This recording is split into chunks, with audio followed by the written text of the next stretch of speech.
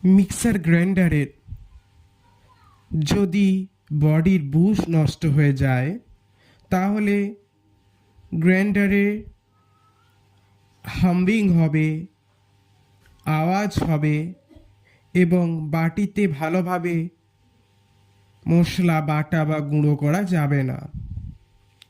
এছাড়াও এই বুশ যদি ক্ষয়ে যায় তাহলে আর্মেচার এবং ফিল্ড কয়েল দুটোতেই সমস্যা হবে, প্রবলেম আসবে।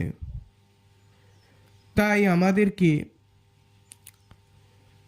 ঠিক এইভাবেই মিক্সির বুশ চেঞ্জ করতে হবে এবং মিক্সার গ্রাইন্ডারের বুশগুলোকে সুন্দরভাবে ঠিক এই পদ্ধতিতেই চেঞ্জ করে নতুন বুশ লাগিয়ে ফিটিংস করতে হবে। মিক্সির বডির বুশগুলো যেহেতু পাঞ্চিংভাবে বসানো থাকে তাই আমাদেরকে এই পদ্ধতিতেই ওপেন করতে হবে।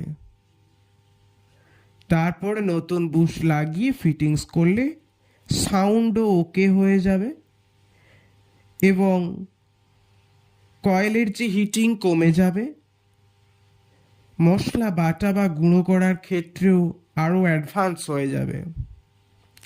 আপনারা এই টেকনিকটা ফলো করতে পারেন।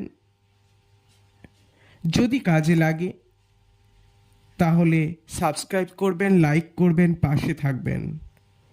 যদি ভালো লাগে পুরো ভিডিওটা স্কিপ না করে দেখবেন। ধন্যবাদ ভিডিওটি দেখার জন্য।